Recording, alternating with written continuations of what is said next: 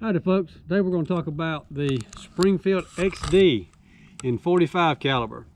And this one is the more the full frame size model. You know, they make these things in several different barrel lengths and different grips. Here we have one that's full size, I want to say a range kind of gun. A little bit bulky probably for concealed carry, but it all depends on how you carry it and what kind of holster you have naturally. But anyway, let's go ahead and check. We'll pull it back here and check the inside to make sure that and we do prove that we are unloaded. All right, and for now I'm going ahead and load our magazine so we don't have to waste time with loading the magazine when we get ready to use it. But speaking of the magazine, this rascal has a 13 round magazine in it, which means you can have 13 plus 1 in the pipe or in the barrel as it may be. So you got a capacity of 14 rounds total. And here to take this down and be able to clean it, it's really simple. This is a cool gun too. I like these things a lot. Actually, I'm a fan of Springfield. If you watch them very much, you'll figure that out pretty quick. So with this one, with this slide pull back, we're going to rotate our takedown latch and rotate it up, and we'll release the slide, and we come right here and pull our trigger, let the striker down, and the slide slides right off there. All right, and here we're going to push our captured spring forward, pull our barrel up a little bit, set it right out, and there you go. She's field stripped, ready to be cleaned. And with any, as with any semi, we're going to clean it by putting some solvent in and around the tracks, in and around the chamber, the face of the bolt here. Make sure we get all the carbon off of that, as well as our into the barrel and around the barrel. And come back and also do the same thing with our tracks on the frame, down into our feed ramp, and even back here where the striker is. We'll let that set a few minutes, and we're going to come back and wipe it off, clean it off. And if it's built up a lot of carbon, if it's been a long time since you cleaned between here, you may have to take a wire brush or a brass scraper to clean it off really good, and then come back with lubricant and a little light lube and wipe it off. I don't like to leave it puddled up there because you'll end up attracting more dirt, but just enough of a slick surface that you don't have, just to help prevent friction, but not enough to leave it wet so that it attracts dirt and grit sticking to it. Okay, and here we put our, just so you'll know, we stuck a barrel back in here, got our spring collapsed, put it onto the little notch on the locking lug for the barrel. Put on our feed ramp here. Let me get it covered up. If I can get my mouth just right. Here we go. Pull it back. We'll catch our latch on the slide, and then we're going to, where you can see it better maybe, and just drop our latch down. We'll pull our slide lock down, and the gun is ready to go. All right. And with this gun, some of the features I like about the Springfield XD line of products. We have an ambidextrous magazine release. So you've got a mag button on the right side and the left side for right or left hand shooters. The frame itself has a nice dimple right here for your thumb, whether you're right-handed or left-handed. It works both ways. Okay.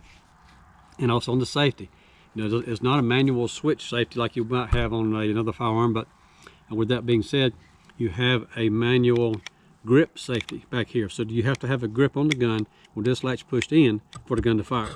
I really like that feature myself. Honestly, it's a little bit aggravating if you take this gun apart, like we've done, do trigger work or something, and if you have to take this part out of it, it's a bit aggravating to put it back together, but it really is a nice feature to have. All right, and here we have also, along with the grip tab safety, trigger tab safety. So you have a tab in the center of the trigger that has to be depressed before the trigger will function. All right.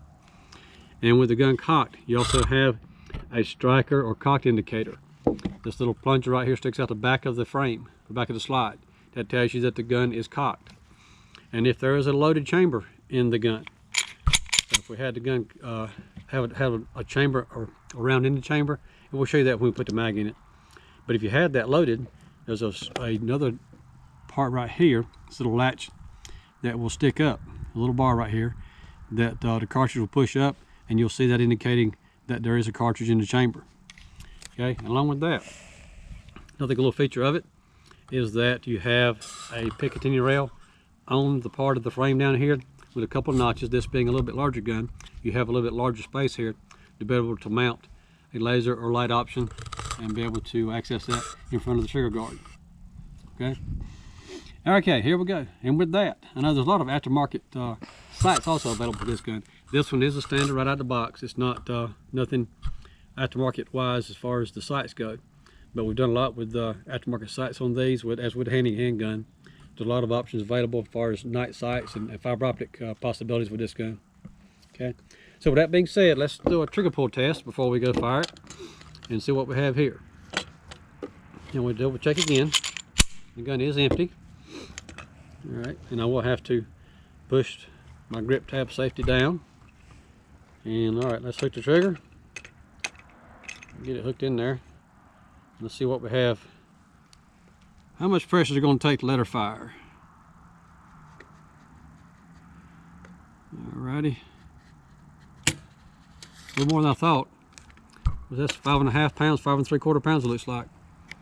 And just for the heck of it, I'm going to try it one more time. Okay, and this is not modified at all, so this is going to be as a factory gun would be. Let's see what I have this time. I'll tell you what, I'll turn this around where the camera can see a little better. You can see my numbers there. My cameraman working magic here, keeping up with me. All right, here we go. Pull straight back. And there we go, 5 3/4 pounds again. Okay. It don't feel like that, it's that heavy, honestly. When I'm working the gun, it don't feel like it's that heavy. It's very smooth. Okay. So anyway, here we go. We'll slap our magazine in, and we're going to rack the slide. So now the gun is loaded, and I wanted to show you this before we fire it. You can see the little indicator right here. That is your loaded chamber indicator that is sticking up above the slide. All right. So, all right, get some air protection on. We'll take a few shots at the target and see how she feels.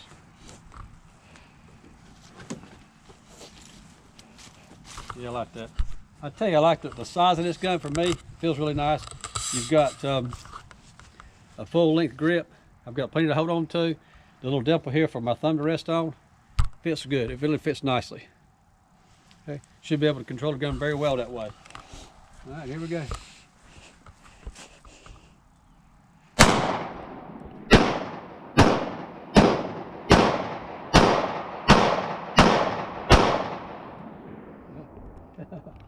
That feels good. Really good deal. I think we still have just a couple of shots, but tell you, I like the way this thing feels so far.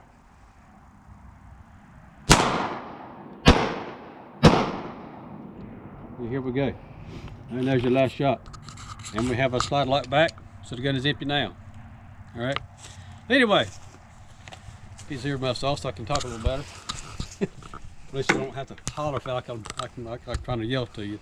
Anyway, that's a good gun right there, guys. And I tell you, I've had one of these myself in the 40 caliber for a long time, many years, and it's been very dependable. Never been an issue with it.